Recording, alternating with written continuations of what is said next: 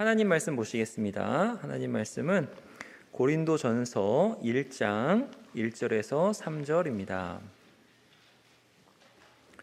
고린도전서 1장 1절에서 3절. 제가 가진 성경으로는 263쪽에 있습니다. 하나님의 말씀입니다. 하나님의 뜻을 따라 그리스도 예수의 사도로 부르심을 받은 바울과 형제 소스데네는 고린도에 있는 하나님의 교회 곧 그리스도 예수 안에서 거룩하여지고 성도라 부르심을 받은 자들과 또 각처에서 우리의 주 곧 그들과 우리의 주 되신 예수 그리스도의 이름을 부르는 모든 자들에게 하나님 우리 아버지와 주 예수 그리스도로부터 은혜와 평강이 있기를 원하노라. 아멘. 반갑습니다.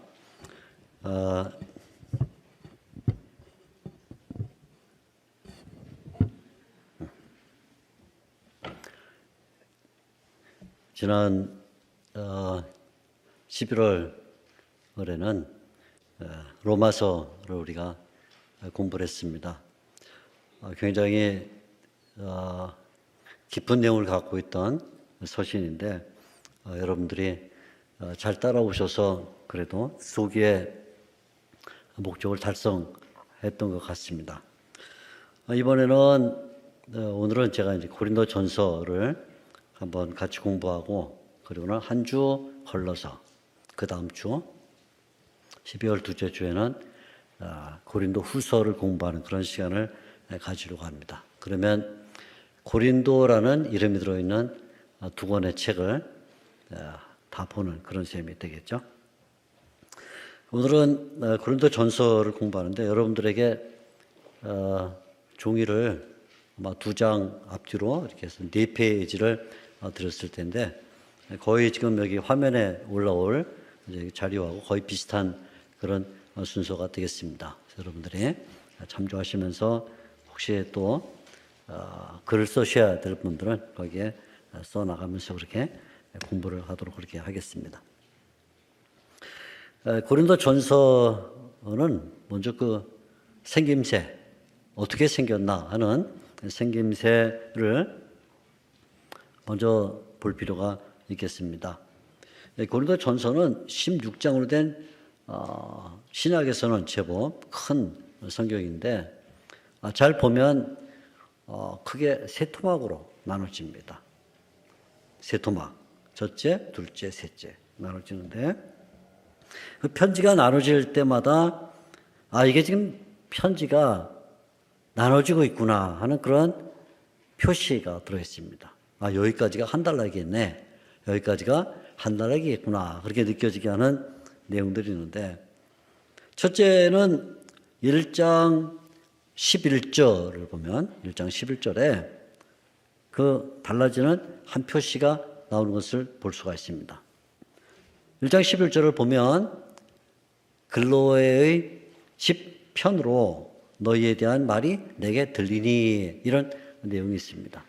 글로에의 집 편, 글로에란 어떤 한 사람을 가리키는 것인데 아마 글로에에 속해 있던 하인들이든지 아니면 친구든지 이런 사람들이 바울에게 와서 선생님 지금 우리 교회에 이와 같은 문제가 생겼습니다 하고는 얘기를 한 것처럼 보입니다. 그래서 글로에의 집 편으로 너희에 대한 말이 내게 들리니 글로에 사람들이 와서 바울에게 우리 교회에 문제가 있습니다 그렇게 설명을 했는데 그때 와서 들려준 그 내용이 뭐냐면 우리 교회에 분쟁이 있습니다. 분쟁이 있습니다. 이런 이야기를 했습니다.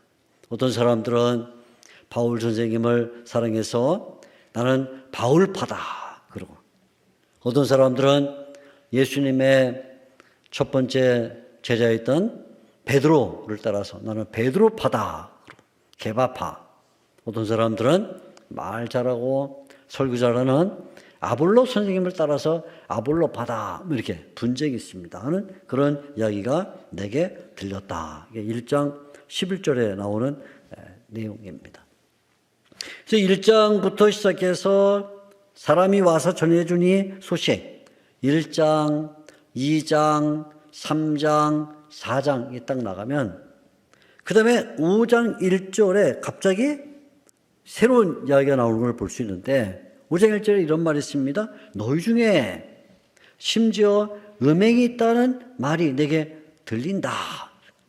갑자기 5장 1절에 새로운 말이 나오는데 내가 듣는다 이렇게 나오는데 5장 1절은 누가 전해줬는지는 모르지만 앞에 1장에서는 글로에라는 사람들이 와서 이야기를 전했는데 5장 1절에는 누가 말하는지는 모르지만 아무튼 그런 소문이 내게 들렸다. 소문이 들렸는데 그 내용은 뭐냐면 너희 가운데 이방인 가운데서 찾아볼 수 없는 음행의 문제가 있다. 그런 소식이 들렸다는 걸. 두 번째 이렇게. 그럼 5장 6장이 이 문제를 다루다가 7장 1절에 들어가면 갑자기 이야기가 쑥 바뀌면서 바울이 이렇게 말해요. 너희가 쓴 편지에 대하여 이런 말이 나옵니다.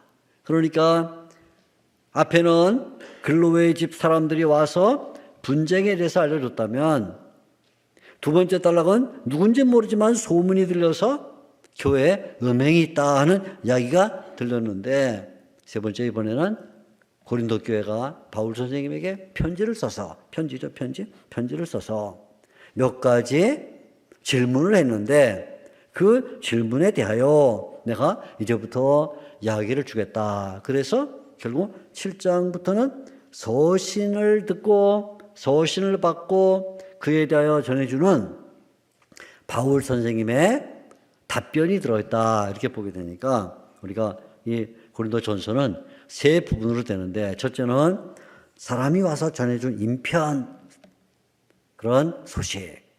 두 번째는 소문으로 들은 소식.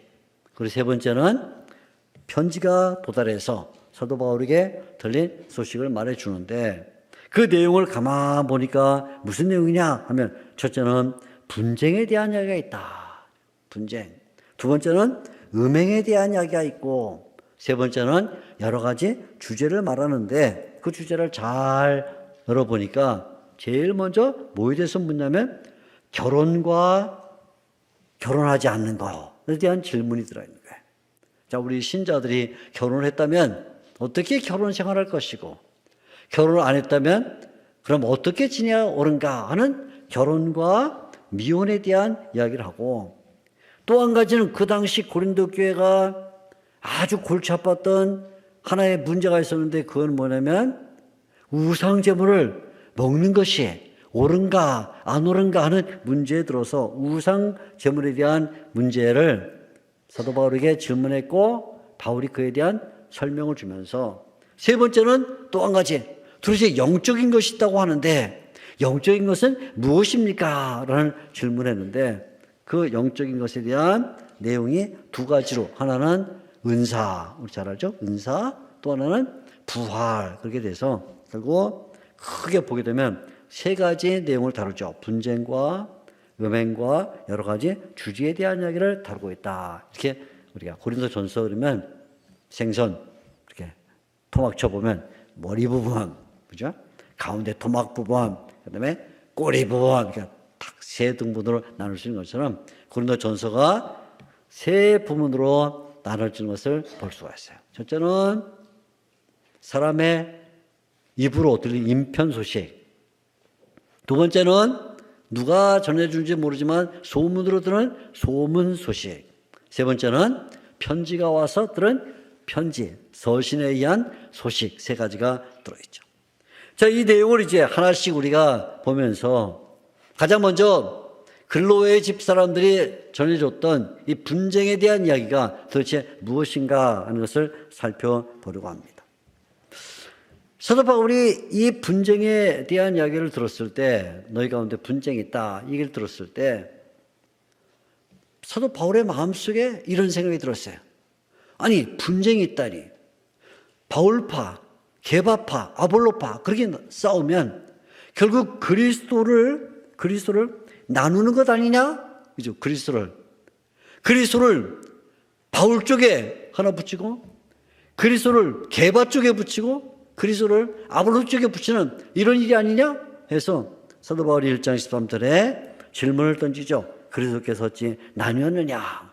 어떻게 우리가 감히 예수님을 나누는 일을 할 수가 있느냐? 그러면서 결국 신자들이 지금 문제를 일으켰는데 신자들이 누구 때문에 문제를 일으키냐면 사역자, 바울, 게바, 아볼로 이런 사역자들 때문에 분쟁을 일으키고 있기 때문에 사도 바울이 이 단락에서 신자가 도대체 어떤 사람들이냐 하는 것을 설명해야 되는 것이고 신자가 어떤 사람이냐. 또 하나는 그럼 이 신자들을 위해서 있는 사역자들은 어떤 사람들이냐고 바로 이 두 가지를 설명하게 되는 것이죠. 그래서 신자는 도대체 어떤 존재고 사역자는 어떤 존재냐 이에 대하여 설명을 하게 되는 것입니다. 그래서 이 처음에 분쟁에 대한 문제를 해결해 주기 위해서 사도 바울이 가장 먼저 무슨 이야기를 하냐면 신자가 도대체 누구냐 신자를 얘기하는 거죠. 사도 바울이 고린도 교회를 보니까 3장 1절에 이런 말을 해요. 형제들아 내가 신령한 자들을 대함과 같이 너에게 말할 수 없어서 육신에 속한 자. 그래서 이제 나중에 우리가 신령한 것 한번 얘기를 할 거죠. 여기 아까 나온 것처럼 영적인 거 나왔으니까 말할 텐데 내가 너희를 신령한 자들을 대한 것처럼 대할 수가 없고 육신에 속한 자처럼 대할 수밖에 없는데 그 육신에 속한 자를 다르게 말하면 그게 뭐냐 어린아이들과 같다. 어린아이들과 같다. 지금은 예수를 믿고 5년, 10년, 20년, 50년 이렇게 지나면 그죠? 이제 지금 성도님들 가운데 어떤 분은 이제 막 예수 믿은 지 뭐 한두 달부터 1년 안에 있는 분도 있고 어떤 분은 5년, 10년 된 분이 있고 어떤 분은 일생 동안 예수 믿어서 50년, 60년, 70년, 80년, 거의 90년, 100년 가까이 예수 믿는 사람이 있는데 나이가 문제가 아니야. 나이가 문제가 아니고 그 하는 행동을 보면 100살인데도 믿음은 한 살 같은 사람인가 하면 이제 막 예수를 믿어서 1년밖에 안 돼도 그 신앙이 깊은 사람은 거의 100살 같은 그런 신앙을 갖고 온 사람이 있어서 이 고린도 교회 성도들을 보니까 육신에 속한 자요 어린아이들과 같더라 그러면서 사도 바울이 사람에 대하여 이야기를 하는 거죠. 그런데 사도 바울이 사람을 볼 때 사람에게는 오직 두 종류밖에 없다. 사람 두 종류밖에 없다. 제가 가끔 우리 제자들하고 커피를 마시면서 그냥 재미삼아 그런 얘기를 해요. 사람은 두 종류밖에 없다. 그러면 우리 제자들이 눈이 뚱긋해갖고 사람이 두 종류밖에 없습니까? 어떤 종류입니까? 커피를 마시는 사람과 커피를 안 마시는 사람. 제가 커피를 좋아하니까 커피를 마시는 사람과 안 마시는 사람. 그렇게 말하는 건 커피가 너무 진해서 그런 거죠. 근데 바울의 눈에는 사람이 두 종류밖에 없는데 어떤 종류가 있냐? 첫째는 사람은 불신자. 첫째, 불신자. 그 다음에 한쪽에는 예수님을 믿는 신자. 딱 이게 두 종류밖에 없다는 거예요, 세상에서. 우리가 길거리 나가서 사람을 만나서 물어보면 두 종류밖에 없어요. 예수 믿습니까? 안 믿습니다. 예수 믿습니까? 믿습니다. 두 종류밖에 없어요. 예수 믿느냐 안 믿느냐 신자와 불신자 딱 두 종류밖에 없는데 사도 바울이 불신자를 설명할 때 불신자는 왜 불신자냐? 이 사람들은 성령을 받지 않았다. 성령을 받지 않았어요. 성령을 받지 않으면 불신자예요. 근데 문제는 뭐 성령을 안 받았을 뿐만 아니라 성령을 받는다는 그 일이 매우 어리석게 보여요. 어리석게 보이더라. 그래서 우리 불신자들 친구들이, 불신자 동료들이, 불신자 가족들이 예수 믿는 사람들을 보면 정말 어리석은 사람들이라 그래요. 왜? 날씨 좋은 가을철에 단풍놀이도 가고 못돈놀이 가야 되는데 주일날이라고 다 교회 와서 아침부터 죽치고 앉아가지고 1부 예배, 2부 예배, 봉사하는 사람들은 어떤 뭐 3부, 4부까지 있는 예배, 5부까지 있는 예배 다 봉사하는데 세상에 저렇게 어리석을 수가 있나. 세상에 살면서 자동차도 사고 집도 사고 할 일도 많은데 꼬박꼬박 헌금을 갖다가 교회에다가 드리는 거 보면 저렇게 어리석을 수가 있나. 어리석죠. 그래서 불신자들이 예수 믿는 사람 보면 어리석게 보인다. 성령을 안 받았으니까 어리석게 보이고, 더 나아가서는 성령에 대하여 알지도 못해요. 아무리 머리가 뛰어난 IQ가 200, 300 된 최고의 IQ를 갖고 있는 사람한테도 성령님에 대해서 말하면 무슨 소린가 알 수가 없어요. 왜? 성령님이니까. 그래서 이 사람은 불신자다 그러죠. 그런데 그 맞은편에는 신자가 있어요. 신자가 있는데 신자는 가만 사도 바울이 보니까 신자가 두 종류로 나눠지더라는 거예요. 두 종류로. 한 종류는 어떤 종류냐? 한 종류. 육에 속한 신자가 있고, 한 종류의 사람은 영에 속한 사람이 있더라. 이렇게 말하면서, 신자들 가운데 육에 속한 사람들은 뭐냐? 어린아이와 같더라. 그래서 언제나 하는 짓이 어린아이와 같아서 어린아이. 도대체 언제나 성장할 것인가 하고 염려하게 만드는 어린아이와 같은 신자들이 있더라. 육에 속한 신자들은. 그런데 왜 어린아이냐면 어린아이인 까닭은 늘 시기에 있어. 시기. 예수 믿으면서도 같이 예수 믿고 있는 어느 형제나 자매 집에 경사가 났다 그러면 은근히 배가 아파. 하나님 왜 나한테는 이런 복을 안 주시고 옆에 저렇게 이제 막 예수 믿고 이제 아직도 봉사도 제대로 안 하고 아직도 저 사람에게는 복을 줍니까? 시기 질투가. 그래서 분쟁이 일어나요. 분쟁. 지금 이 고린도 교회 바울파, 게바파, 아볼로파 분쟁이 일어나니까 바울이 볼 때 이것은 성령을 따르는 게 아니고 누굴 따르냐? 사람을 따르고 있구나. 사람. 그러니까 뭐냐? 너희들은 어린아이다. 어린아이. 바울이 볼 때 어린아이인가. 왜? 시기와 분쟁이 있고 사람을 따르니까. 이런 어린아이 같은 신자가 점점점 성령님에 의해서 영향을 받고 은혜를 받고 믿음이 충만해지면 온전해져요. 그래서 점점 성장을 합니다. 온전한 자가 된다. 마치 키가 크듯이 믿음이 자라고 하나님에 대한 지식이 자라서 영적으로 모든 것을 분별할 수가 돼서 내가 이 길은 가면 안 되겠구나. 이건 내가 해야 되겠구나. 이건 나한테 손해가 되지만 하나님께 영광이 되니 해야 되겠고, 이거는 나한테 유익이 되지만 하나님께 영광이 안 되니 안 해야겠구나 하는 영적 분별이 생기는데, 그런 영적 분별이 왜 생기냐면 예수님의 마음을 가지고 있기 때문이다. 이게 2장 15절에서 16절까지 나오는 내용인데, 예수님의 마음을 가지니까. 이 반대편에 어린아이 같은 신자는 뭘 가지고 있죠? 사람을 따라요. 사람을. 그런데 온전한 신자, 성숙한 신자는 그리스도의 마음을 갖고 있으니까 바울이 말하는 거죠. 너희가 지금 분쟁을 하고 있는데 빨리 사람의 마음 버리고 예수님의 마음을 가져라. 그래야만 분쟁을 끝낸다 말하는 거예요. 그래서 먼저 바울이 신자에 대한 설명을 주는 거죠. 신자가 어떤 사람인가.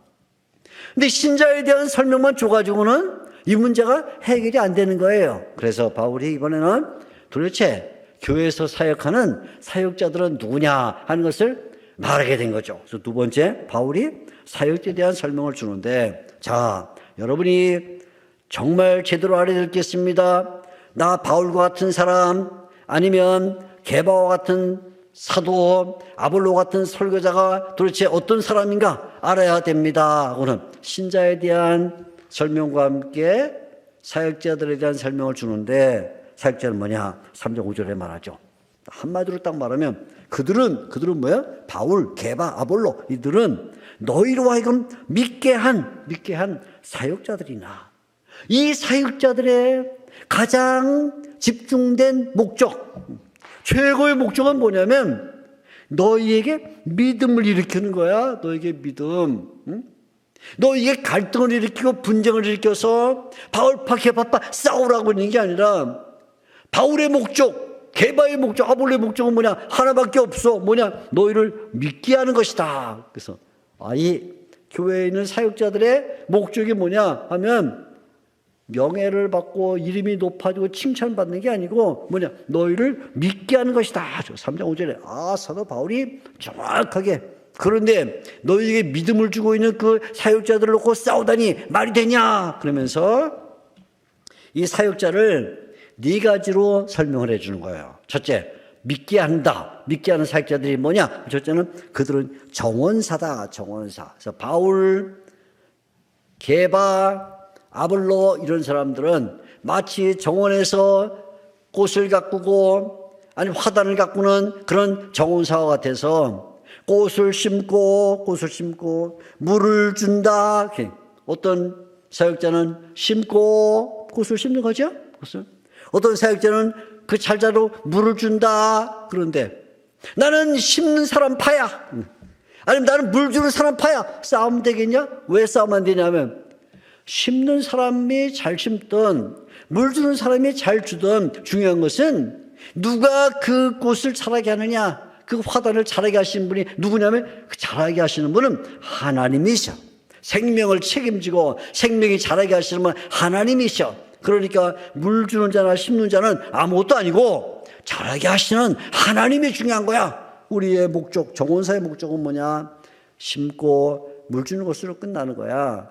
진정한 생명을 주고 성장을 주시는 분은 누구냐? 하나님이셔. 그러면서 이 교회를 가리켜, 신자를 가리켜 말하죠. 너희는 뭐냐? 너희는 밭이야, 밭. 채소밭, 꽃밭이야. 거기다가 너희 사역자들이 와서 믿음을 심은 거야.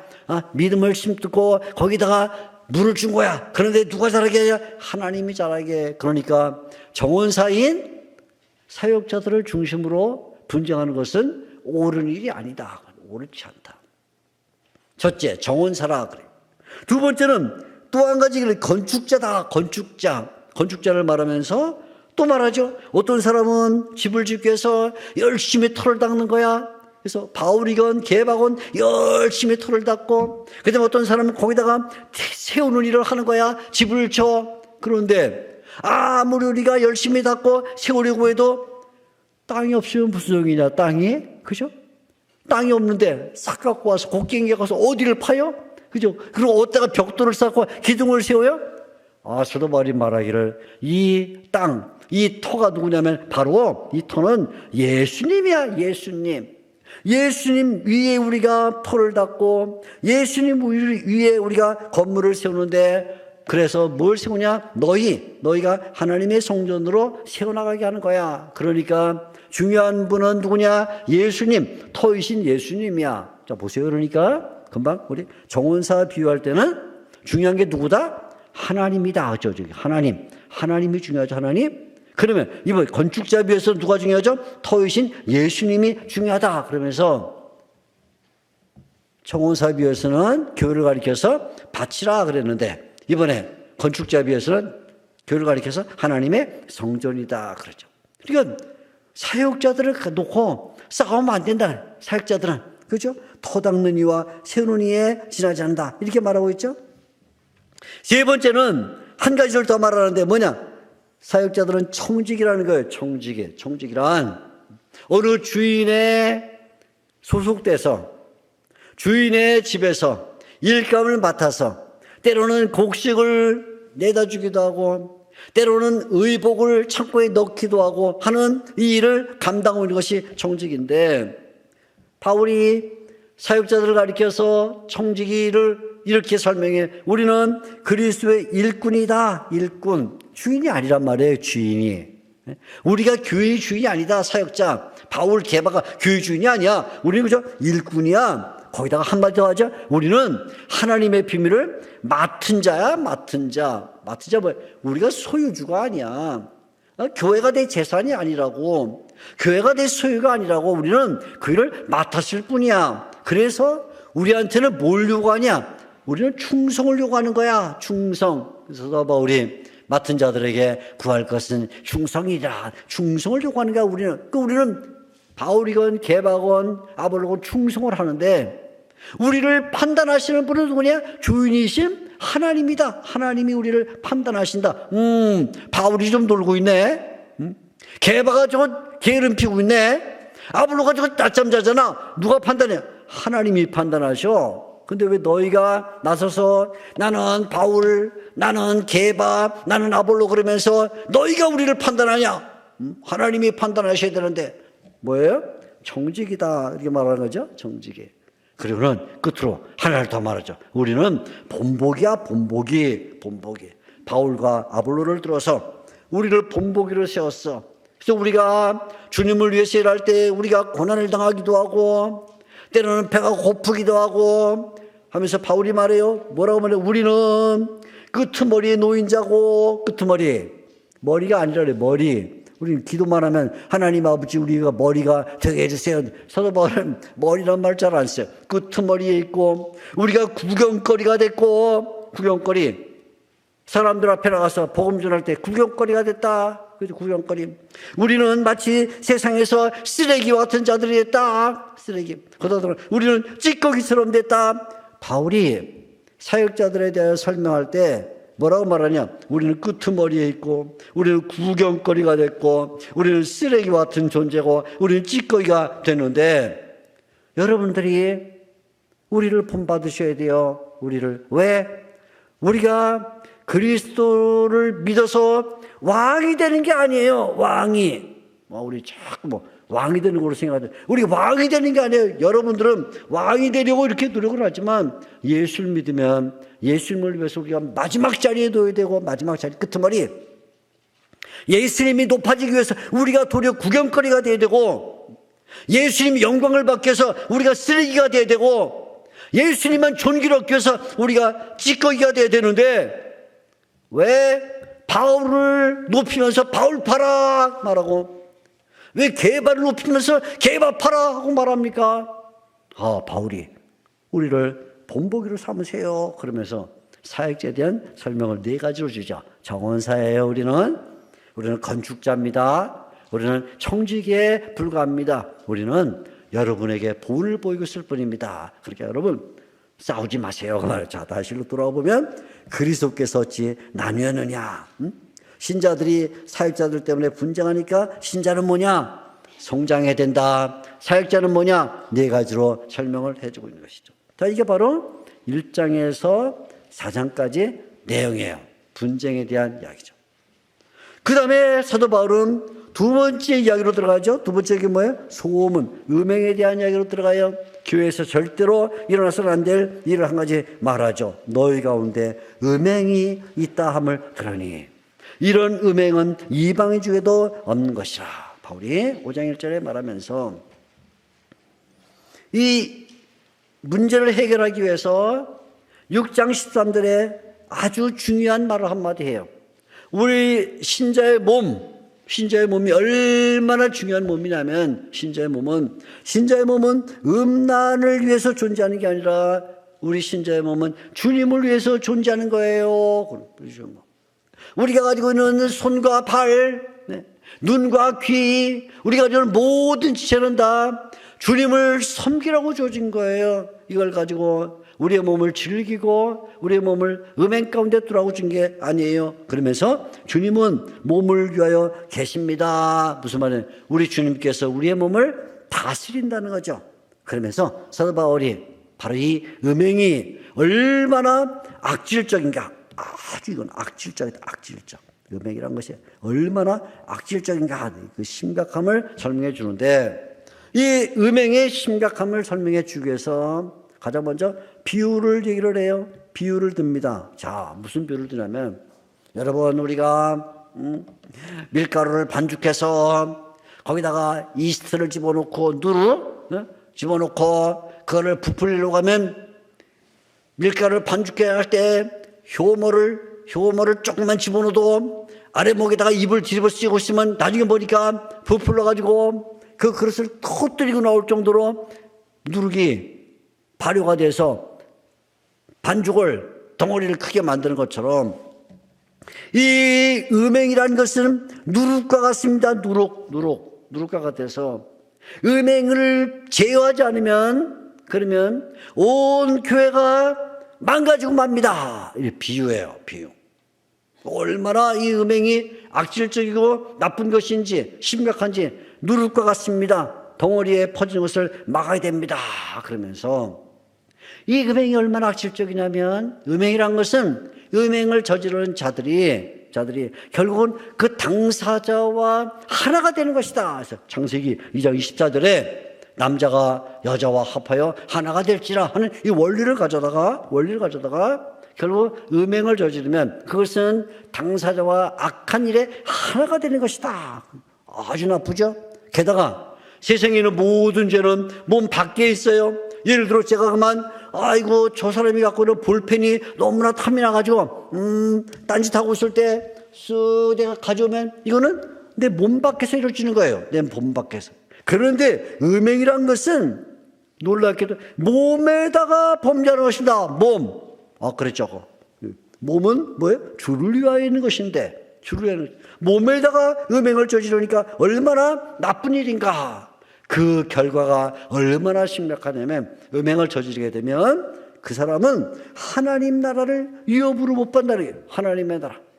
우리가 하나님의 나라를 받아야 되는데 음행을 저지르는 사람은 하나님의 나라를 받을 수 없습니다. 그래서 바울이 고린도 전서만 그런 게 아니에요. 로마서건, 고린도 전서건, 고린도 후서건, 나중에 에베소서, 갈라디아서 여러 성경을 보게 되면 음행의 문제를 굉장히 심각하게 얘기하면서 하나님의 나라 못 받아요. 하나님의 나라 못 받습니다. 왜 그래요?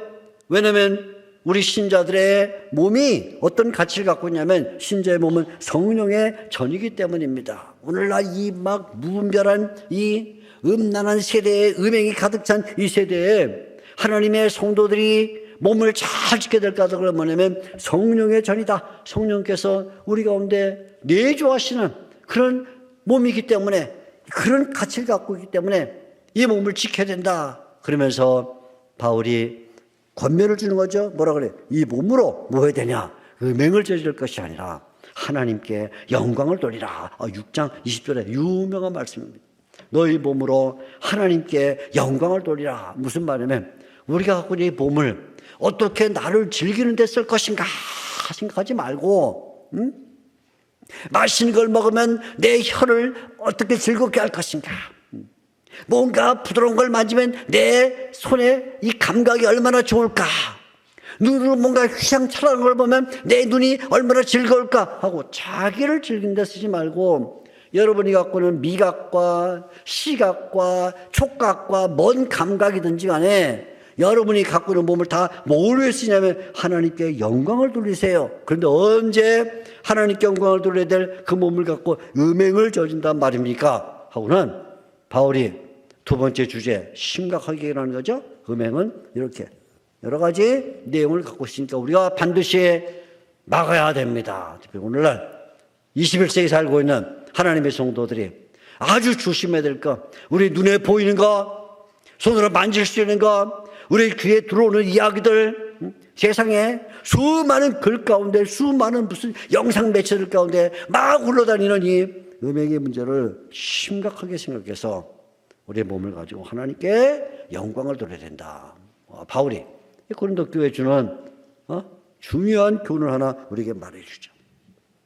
그 다음에 세 번째가 뭐냐면, 세 번째 주제가 금방 설명드린 것처럼 편지를 고린도 교회가 보냈어요. 바울에게, 바울 선생님의 편지를 보내서, 바울 선생님, 우리 교회에 세 가지 큰 문제가 있는데 좀 대답 좀 해주세요. 첫째가 뭐냐면 결혼과 그리고 미혼에 대하여. 결혼합니까? 결혼했는데 어떻게 살면 좋겠습니까? 아직 제가 결혼 안 했는데 어떻게 하면 좋겠습니까? 이런 문제와 함께 우리가 지금 고린도 교회인데 고린도 교회는 우상이 가득 차 있는 도시에 살고 그러는데 우리가 이 우상 이 시대 이 상황에 살다 보면 우상 제물을 먹는 경우가 있는데 먹어도 되는 겁니까? 안 먹어도 되는 겁니까? 또 하나는 우리가 교회에서 영적인 것이 있다고 배우는데 영적인 것, 특별히 이 은사와 그리고 부활에 대하여 어떻게 생각을 해야 됩니까? 하고 세 가지 주제에 편지를 보냈죠. 첫째, 결혼과 미혼. 두 번째, 우상제물. 세 번째, 영적인 것 가운데 은사와 부활에 대해서 보내서, 자, 이 세 번째 큰 주제가 이제 7장부터 아주 이 고린도전서의 절반을 차지하는 큰 결혼과 미혼. 오늘 결혼하신 분들도 아직 결혼 안 하신 분들이 이 바울의 조언을 한번 잘 들어볼 필요가 있어요. 결혼과 미혼, 가장 먼저 나오는 주제는 여러 주제 가운데 결혼과 미혼, 그 다음에 우상제물을 먹는 것, 신령한 것이 뭐냐 하는 내용 가운데 첫째가 뭐냐, 결혼과 미혼에 대하여 설명을 해주고 있어요. 결혼과 미혼. 자, 결혼과 미혼 어떻게 생각해야 될 것인가, 바울이 우리에게 아주 중요한 교훈을 주는데, 첫째, 결혼에 대하여 먼저 얘기를 해요. 결혼에 대하여, 결혼. 바울이 말하기를 이렇게 말합니다. 남자마다 자기 아내를 두고 여자마다 자기 남편을 두라. 그러니까 바울은 뭐예요? 결혼을 반대하지 않아요. 결혼을 해라 하는 말입니다. 결혼을 해라. 남자마다 자기 아내를 두고 여자마다 자기 남편을 두라. 결혼을 해라 그 말이죠. 그래서 사도 바울이 가장 먼저 7장 1절부터 7절까지 부부들에게 권면을 주면서 아주 중요한 권면을, 부부에게 세 가지 원리를 주는데, 사실 이 세 가지만 잘 알아도 부부관계가 원만하고 가정이 행복하고 부부가 일생 동안 행복하게 지낼 수 있는데, 우리가 이 바울의 7장 1절부터 7절까지 내용을 그만 너무 몰라서 문제가 많이 일어나죠. 첫째, 바울이 말해 부부에게 첫째, 서로 간에 의무를 다해라. 서로 간에 의무를 다해. 남편은 남편으로서 의무를 다하고 부인은 부인으로서 의무를 다해라. 아니 나는 여기까지만 하면 돼. 뭐 세상에 내 친구도 보니까 거기까지만 하더만 하는 게 아니라 의무를 다해라. 서로 잘 섬겨야 된다 그 말이에요. 잘 섬겨야 된다. 그래서 지금 부인이 뭔가 주방에서 똑딱거리다가 그만 칼로 살짝 피웠다. 아이고 여보 그 불렀는데, 알았어 좀 따라갈게. 그거 안 된다 그 말이에요. 그거 안 된다. 그죠? 응? 그거 안 된다. 의무를 다하라 그 말은 그저 뭐예요? 부인이 주방에서 슬쩍 부리기만 해도 늘 귀가, 마음이 거기에 송곳처럼 이렇게 송곳처럼 쭉 나가서 귀가 송곳기 부인에게 늘 고슴도치 더듬이처럼 이렇게 쭉 나가고 그냥 소리만 나도 나가야 된다. 남편만 그렇게 아니고 부인도 마찬가지다. 부인도 모든 신경이 남편에 가 있어서 남편이 그냥 방 안에서 하나 기침만 해도 뭔 일인가 하고 쫓아가서 봐야 된다. 그게 그 의무를 다하라 그 말이에요. 그런데 그냥 부인은 거실에 앉아갖고 드라마 보느라고 정신이 없어갖고 남편이 콜록대는데도 막 숨 넘어가도 몰라. 가보니까 죽었어. 안 되죠. 응? 부인이 주방에서 일하다가 그만 뜨거운 물에 데갖고 막 난리 치고 있는데 남편은 신문 본다고 아니면 컴퓨터 앞에서 한다고 그냥 부인이 그냥 화상을 입었는데 몰라. 이거 안 된다. 의무를 다해라. 아주 중요한 말이에요. 근데 그보다 더 중요한 말이 있어요. 그게 뭐냐면 관리예요. 관리. 서로 관리해야 된다. 바울은 뭐라고 말하냐면 남자가 자기 몸을 주장하지 못하고 부인이 주장할 것이고 여자가 자기 몸을 주장하지 못하고 남편이 주장할 것이다. 무슨 말이냐면 늘 서로 몸을 관리해 줘야 돼요. 관리. 혹시 우리 부인이 아프지 않은가? 우리 부인이 혹시 건강을 잃지 않은가? 우리 부인이 뭐가 필요치 않은가? 관리해줘라. 관리. 부인도 남편의 몸을 관리해야 된다. 우리 남편이 직장 생활하는데 늘 피곤해 있는데 어떻게 하면, 이게 관리하는 게 바울이 얼마나 중요한 말이냐면 몸은 주님의 영광을 위해서 있어야 된다고 말했는데, 그 몸이 주님의 영광을 위하려면 부부관계에서는 부인이 남편의 몸을 관리해주고 남편이 부인의 몸을 관리해줘야 하나님께 영광을 돌린다. 그 몸이 네 몸 네가 알아서 해 하고는 그냥 집어 던져놓고 말해요. 그냥 뭐 콜록 대건 뭐 어디 대 뭐 불에 대건 상관없이 네 몸 네가 제대로 못했으니까 그러지 하고 그냥 남편들이 부인이 뭐하다가 도마질하다가 손만 다치면 똑바로 정신 차리고 해야 되지 그랬냐고 막 야단 치는 이런 남편 되면 안 되죠. 그죠? 어?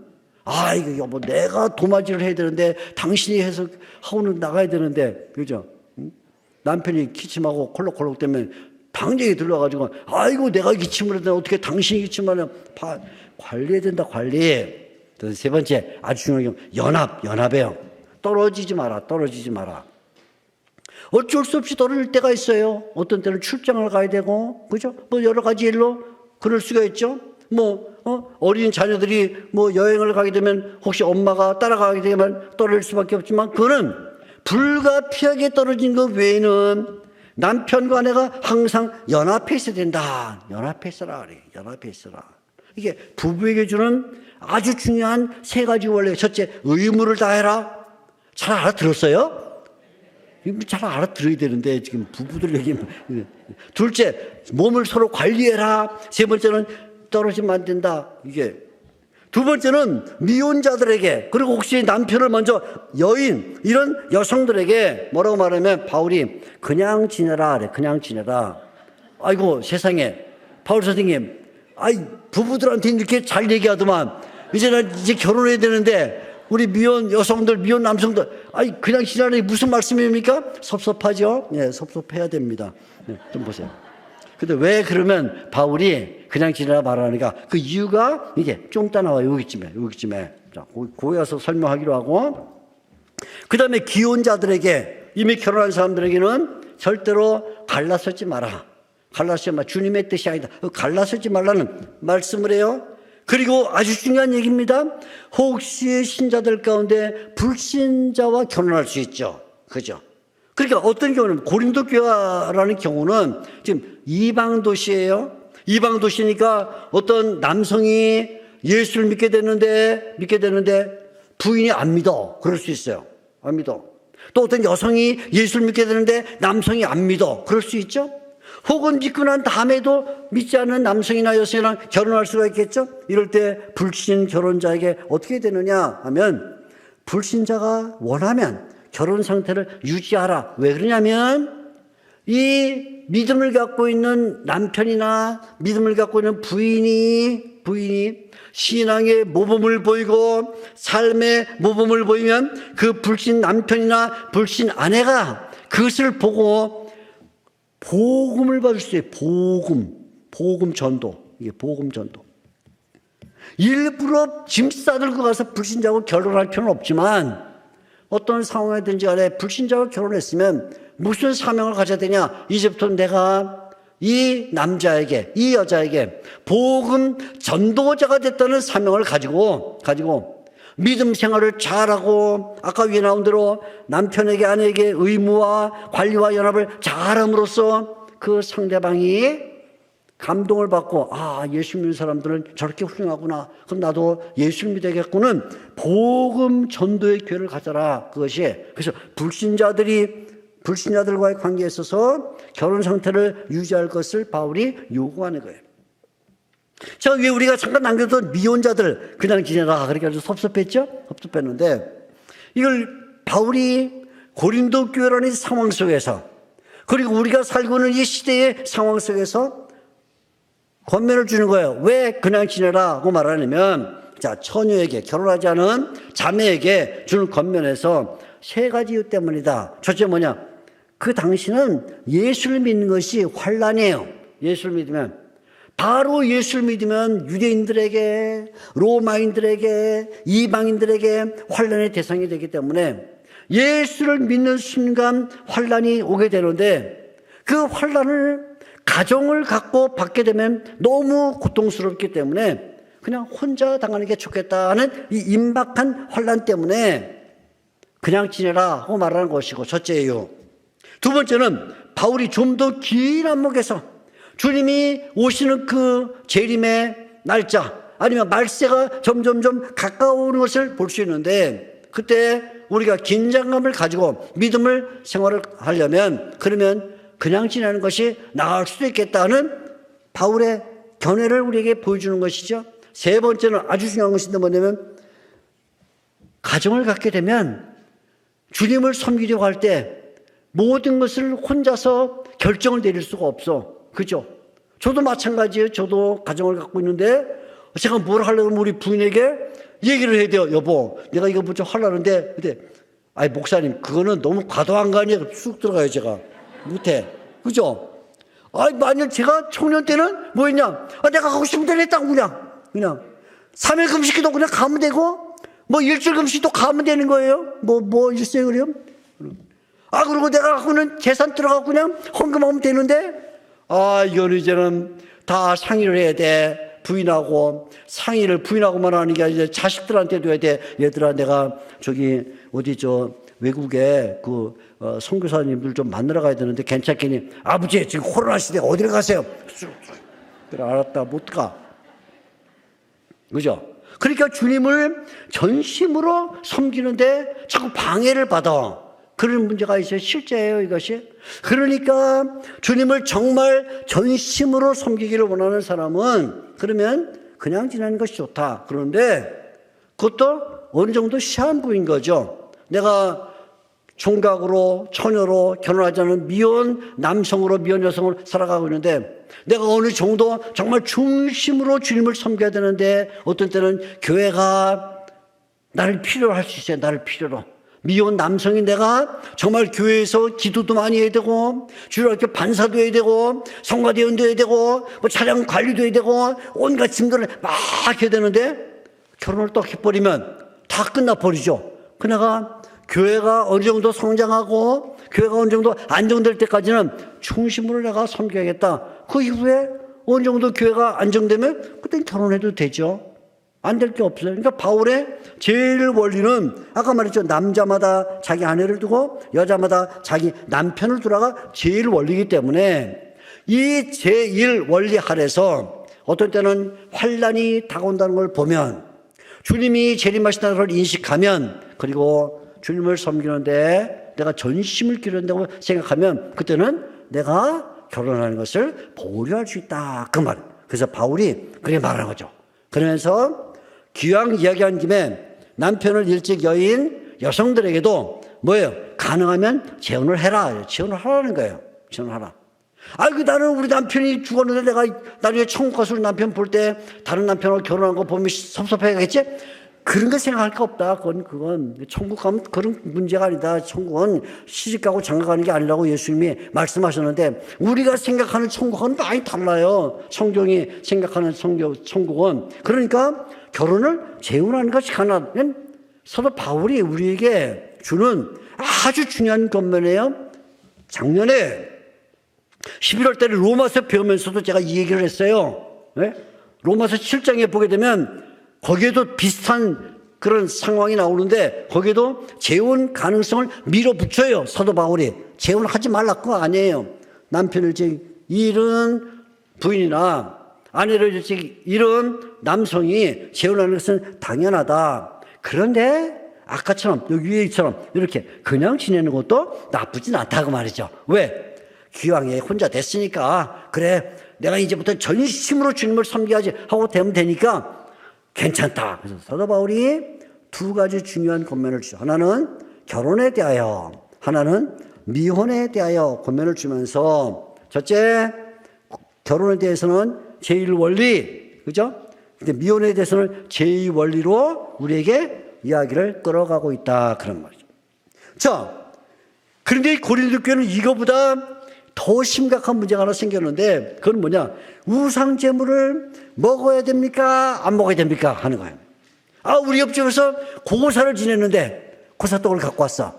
먹어야 됩니까? 말아야 됩니까? 이런 거죠. 내가 산을 갔는데 그만 너무나 배가 고파. 마실 물도 없는데 딱 절이 있어. 점심때야. 가서 절밥을 먹어야 됩니까? 말아야 됩니까? 그거죠. 딱 똑같은 얘기입니다. 잘 들으셔야 돼요.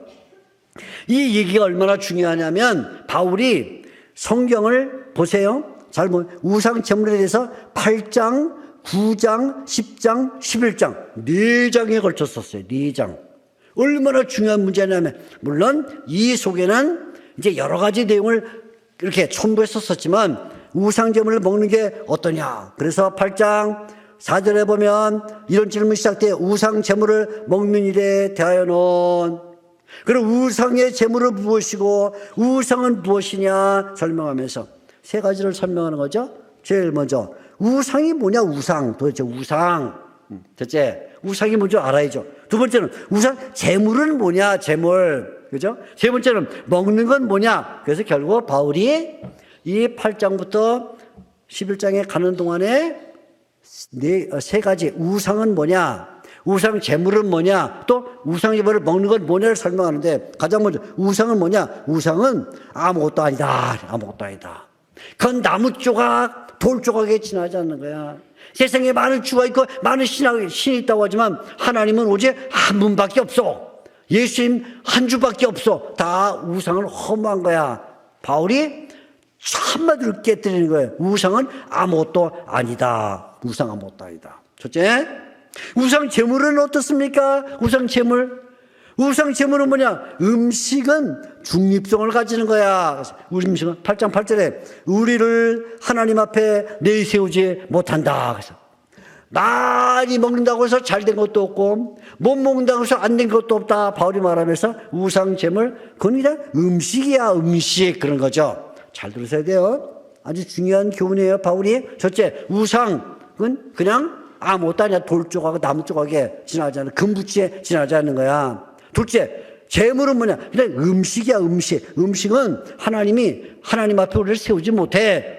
딱 정리하고 난 다음에 그럼 우상 제물을 먹는 일은 어떻게 될 것인가 하는 것을 얘기해요. 우상 제물 먹는 것. 자, 도대체 왜 고린도 성도들이 우상 제물을 먹게 되는가? 세 가지 이유 때문에 먹게 되는 거예요. 먹는 경우 왜 먹냐? 첫째는 신전에 어쩔 수 없이 참석했다는 경우가 있어. 고린도 성도들 가운데도 고린도 시에 무슨 행정관이나 아니면 비서나 고린도 시에 무슨 아무튼 공무원이 있을 텐데, 고린도 시에 있는 우상 신전을 고쳐갖고 레노베이션해서 거기에 개축식을 한대요. 공무원들 다 가야 된대. 어떻게 가 안 가? 가야지. 어떻게 안 가죠? 공무원인데. 시장이거나 부시장 아니면 무슨 서기관이거나 그럼 가야지. 갔어. 하필이면 몇 시냐면 11시에, 아침 11시에 그 행사를 해. 딱 끝나고 났더니 신전에서 맛있는 음식이 쭉 나왔어. 어떻게 해요? 먹어야지. 먹는 겁니다. 신전에 참석했으니까 먹는다. 첫째. 이런 문제. 두 번째는 시장에 나가서 내가 소고기를 사갖고 왔는데, 소고기. 양고기를 사갖고 왔는데, 양고기 알고 보니까 신전에 제물로 드렸다가 시장으로 유출돼 나온 거예요. 유통돼 나온 거예요. 그래가지고 이 신전에 간 적도 없는데 신전에 들어갔다가 제사장들에게 바쳐진 그 제물이 나와서 내가 사온 거야. 시장에서 구입한 경우. 세 번째는 우리 옆집에 살고 있는 사람이 띵동 천정을 눌렀어요. 웬일이세요? 내일 제가 생일인데 우리 집에 한번 오셔서 같이 식사해요. 알았어요 하고 그날 저녁에 가서 식사를 하는데 밥을 맛있게 한참 먹고 있는데 사실은 아까 내 생일이라 먼저 고사를 지냈던 거예요. 아구야, 어떻게 하면 좋아 이거. 그죠? 신전에 어쩔 수 없이 공무원이기 때문에 참석한 경우. 그죠? 공무원. 많잖아요. 우리 기독교인들 가운데 대통령이 기독교인일 수도 있고, 그러면 불국사 개축하는데 안 가요? 어떻게 해요? 총리가 국무총리인데 무슨 조계종 하면 안 갈 수 없잖아요? 가야죠. 그죠? 시장에서 뭘 사는데 보니까 고사 지냈던 거 나왔어. 그죠? 어떤 때는 불신자 초청했는데, 이런 문제가 생겼더라. 어떻게 되냐? 바울은 먹어라. 먹어라예요. 시원하죠? 먹어라. 그치 아까 왜 먹어? 우상은 아무것도 아니니까. 음식은 중립적이니까 먹어라 그거예요. 우상이 말씨라면 먹으면 안 되지. 우상 제물은 특별히 악질적이면 먹으면 안 되지만 우상은 아무것도 아니고 우상 제물은 중립적이면 먹어라. 바울이 느낌표를 10개쯤 쳐. 곱하기 곱하기 10개 10개를 합시다. 그냥 쉽게 먹어라는 거예요. 그런데 어떤 때는 먹지 않아야 될 때도 있다. 먹지 않아야 될 때가. 어떤 때 먹지 않냐? 분명히 우상이 신이 아니라는 걸 알고 있어. 우상 제물도 그냥 음식이라는 걸 알고 있음에도 불구하고 자기 양심이 그래도 꺼림직해. 꺼림직해. 아이, 그래도 이거 먹으면 되나? 그러면 먹지 말라 그래. 그럼 먹지 마라. 근데 나는 괜찮아. 나는 뭐 믿음이 좋아. 난 오랜 시간 동안 성경을 배우고 믿음이 좋아서 나는 괜찮은데, 옆에 사람이 내가 먹는 걸 보고 상처를 입을 수가 있어. 그러면 그 옆에 사람 양심을 고려해서 먹지 마라. 그죠? 첫째, 내 양심이 자신이 없으면 먹지 말고, 다른 사람의 양심에 상처를 주면 먹지 마라. 바울이 아주 중요한 얘기. 항상 남의 양심을 고려하라. 그런데 중요한 게 더 하나가 있다는 거예요. 뭐예요? 나 양심 아무 상관없어. 난 우상 뭐 아무것도 아니야. 우상 제물 건 음식에 지나잖아. 난 먹을 수 있는데 옆에 사람도 같이 아무 상관이 없어. 목사님 이거 먹읍시다 하고 말하는데 다 같이 했는데 그게 하나님의 영광에 유익이 되지가 않아. 왜?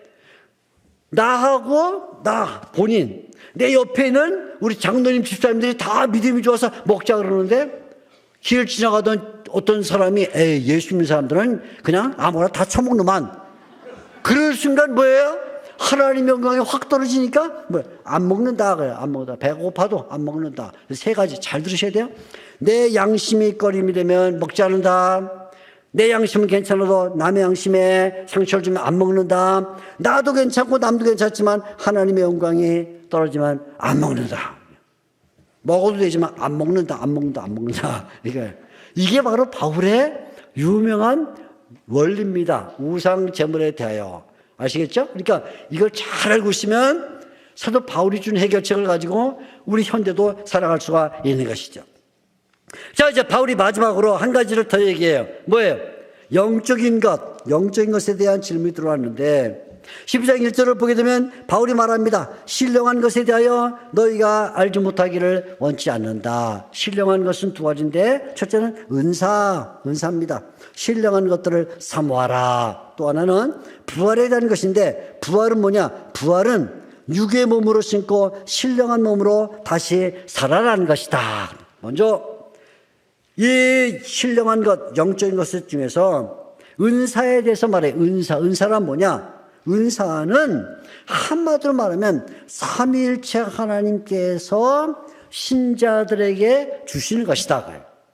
아주 중요해요. 신자들에게 삼위일체 하나님이 주시는 것이다. 그래서 수요자가 성령님, 또 예수님, 그리고 하나님. 그래서 바울이 12장 7절에서 11절, 바로 이어지는 12장 12절에서 27절, 그 다음에 이어지는 12장 28절에서 14장 40절까지 성령님, 예수님, 하나님을 말하면서 성령님에 관해서는 은사 이렇게 부르고, 예수님에 관해서는 봉사라 이렇게 부르고, 하나님에 관해서는 역사라 이렇게 불렀어요. 세 가지로. 그런데 이때 바울이 성령님과 관련해서 은사라고 말할 때는 일상적 은사와 이적적 은사 두 가지를 말하는데, 일상적 은사는 뭐냐면 내가 예수님을 참 믿는 그것도 은사야. 은사. 예수님을 참 믿는, 난 정말 예수님 없이 못 살아. 그것도 은사고, 어떤 이적적인 은사는 예언과 방언이라는 것이 있을 수 있다. 나중에 바울이 14장에서 이에 대하여 자세하게 얘기를 해요. 그런데 예수님과 관련해서는 은사라고 말하지 않고 봉사라고 말하면서 몸과 지체의 관계를 얘기를 해요. 그래서 이때는 몸과 지체의 발, 손, 귀, 눈, 머리 뭐 이런 등등을 쭉 얘기를 하면서 우리 몸에 붙어있는 지체들이 자기를 경시하면 안 된다. 어떤 발이 말하기를 나는 손이 아니니까 필요가 없어. 자기 경시 안 된다. 타인을 경시해도 안 된다. 눈이 손한테 말하기를 너 못 보지? 너 필요 없어. 말하면 안 된다. 왜요? 다 한 몸에 붙어있는 지체들이기 때문이다. 지체에 대한 얘기를 해요. 하나님의 역사에 대해서 말할 때는 직분을 말하는데 옛날에 있다가 없어진 직분, 단회적 직분, 사도와 선자가 있고 지금도 계속되는 직분이 있다. 교사, 조력자, 다스리는 자 이런 것들은 지금도 지속된다라고 말하면서 직분에 대해서 말하는데 바울이 신령한 것은 왜 신령하냐? 잘 들으세요. 신령한 까닭은 그 현상이 신령하기 때문에 신령한 게 아니에요. 예? 일어나는 그 무슨 모양새가 영적이기 때문에 그게 아니라 왜 신령하냐면 이것은 은사는 유익을 주기 때문이다. 유익. 특히 뭐냐? 교회에 유익을 주기 때문에 그것이 신령하고 두 번째, 왜 그게 신령하냐면 그것은 서로 돌보는 것이기 때문이다. 눈이 손을 돌보기 때문에 신령한 것이고 세 번째, 하나님과 관련해서는 화평을 이루기 때문에 그것이 신령한 것이다. 그러니까 잘 들으셔야 돼요. 바울이 은사를 가리켜서 신령하다고 말하는 까닭은 그 일어나는 현상이 이적적인 놀라운 현상이 일어나기 때문에 신령한 게 아니라 이 은사가 있기 때문에 교회가 유익하고 첫째, 그 다음에 서로 지체들이 돌보게 되고 세 번째는 모든 교회가 화평을 이루기 때문에 그렇기 때문에 신령하다. 아무리 은사를 갖고 있는데 교회에 유익이 안 돼. 그럼 신령하지 않은 거예요. 응? 은사를 갖고 있는데 돌아보질 않아. 그럼 신령하지가 않은 거예요.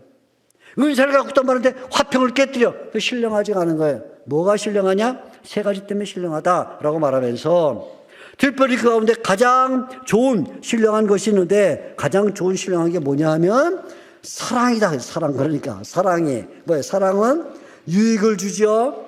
사랑은 돌보죠. 사랑은 화평을 일으킨다. 그래서 사랑이 제일 좋다 하면서 바울이 사랑에 대한 이야기를 13장에 쭉 하죠. 사랑이 있으면 사랑이 없게 되면 모든 게 시끄럽다. 사랑이 없으면 모든 게 의미가 없다. 사랑이 없으면 모든 것들이 무익하게 된다. 말하면서 사랑은 뭐냐? 딱 사랑은 오래 참고 사랑은 온유하다. 사랑은 오래 참는다는 거예요. 참지 못하면 사랑이 아니에요. 참지 못하면 그냥 얼굴이 금방 우락불락. 뭐 회의 중에도 그냥 성질 나는 대로 그건 사랑이 없는 거예요. 그러면 신령하지가 않아.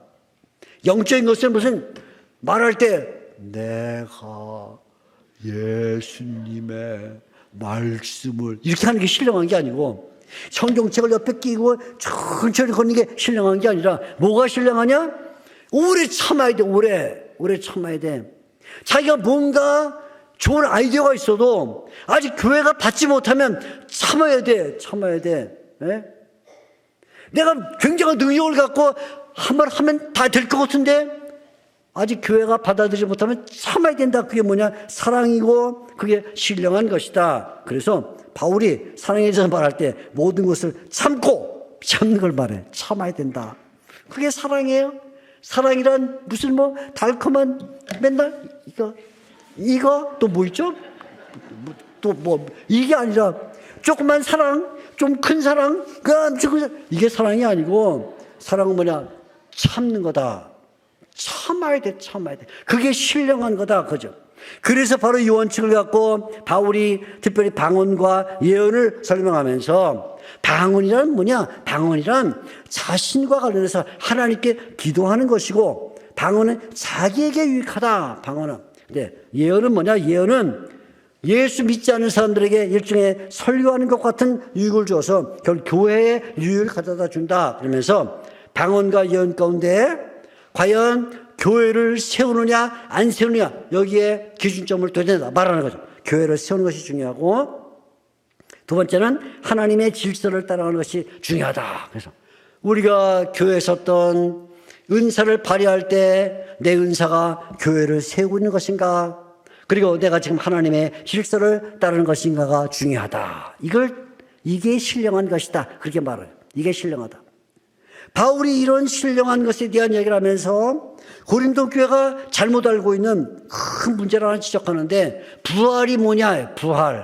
부활이라는 것은 우리가 육의 몸을 심고 신령한 몸으로 다시 살아나는 것이다. 15장 44절 말하는데 이래 말이죠. 부활은 뭐냐? 부활이 없게 되면 우리가 전도하는 게 아무 의미가 없어요. 전도하는 게. 그죠? 부활이 없으면 믿는 것도 의미가 없어요.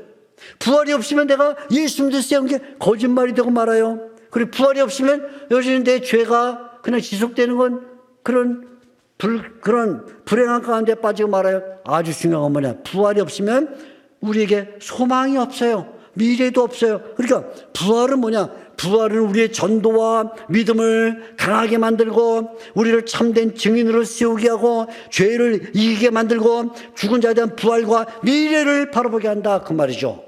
그런데 놀랍게도 이 부활은 누구에게서 시작됐냐면 예수님에게서 시작돼. 예수님 첫 열매로 시작이 돼서 나중에 재림할 때 예수님에게 붙어있는 모든 사람이 다 부활하게 될 것이다. 부활한다. 그러니까 우리가 이 부활을 알고 있기 때문에 뭐예요? 우리는 위험함을 감수하면서도 믿음 생활한다 그 말이죠. 부활이 없으면 뭐 예수 믿는데 목 자른다, 화형시킨다 그럴 때 누가 믿겠어요? 그런데 우리가 왜 예수를 믿냐? 부활이 있기 때문에 위험한 일도 감수하고 또 하나 부활이 있기 때문에 우리는 절제한다. 절제.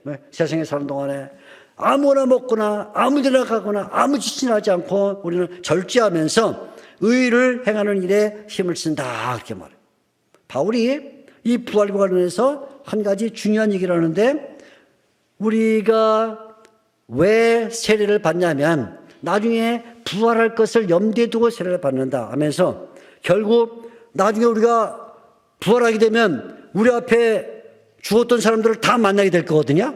천국에서 다 만나게 되는데 내가 믿음 생활하면서 교회에 10년, 20년 다녔는데도 세례를 안 받아. 세례 받았어요.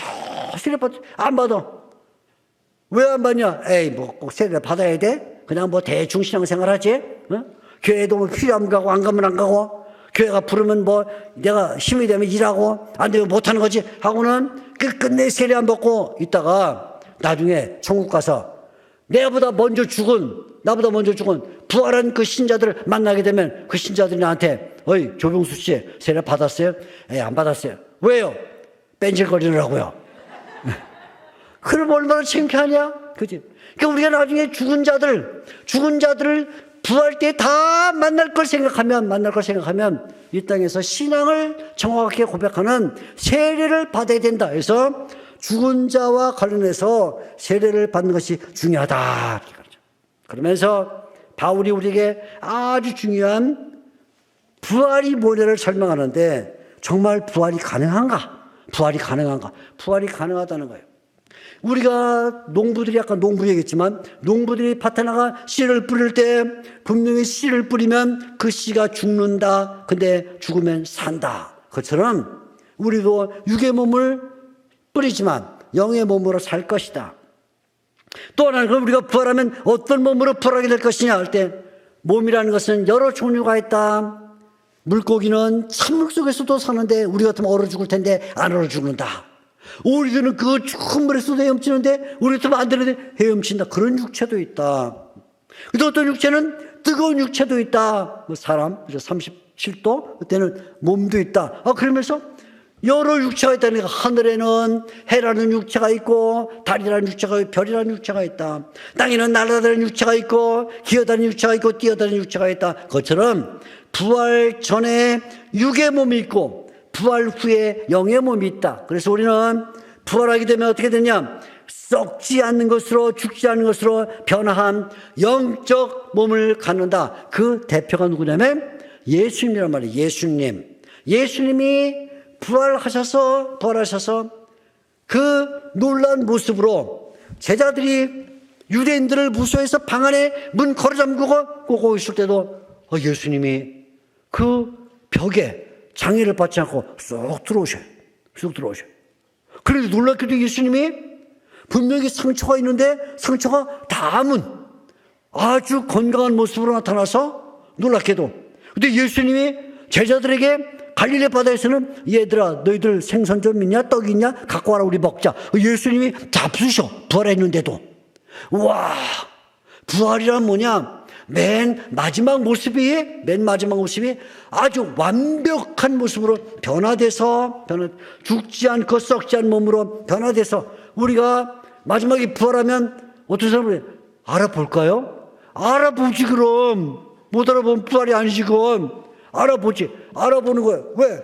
비록 내가 마지막 모습으로 나이가 많아서 노인이 됐지만 나중에 천국에서 보면 노인인데 너무나 아름다운 노인이야. 이 땅에서는 다리를 다쳐서 걷지 못하던 사람이 부활하면 걸어. 보지 못하던 사람이 눈을 보게 돼 있어. 듣지 못하던 사람이 들어. 그래서 우리가 다 알아봐요. 거기서 장로님 반갑습니다. 다 알아봅니다. 목사님 반갑습니다. 집사님 만나지만 와 정말 예쁘시네요. 정말 건강하시네요. 땅에 있을 때는 못 걸으셨는데 정말 잘 걸으시네요. 뭐예요? 자기의 모습을 그대로 갖지만 변화된 모습을 가져서 영적 몸이기 때문에 더 이상 썩지 않고 죽지 않은 몸을 가져서 하나님의 나라를 상속한 사람이 될 것이다. 그래 말하죠. 이게 부활하는 몸이다. 부활한 몸. 그 몸을 우리가 소망하는 게. 그래 그 몸을 소망하기 때문에 이 땅에 사는 동안 아무렇게 살면 안 된다. 그래서 바울이 맨 마지막에 두 가지 권면을 주는 거죠. 흔들리지 말아라. 굳건하게 서야 된다. 우리는 부활을 소망하는 사람들이다.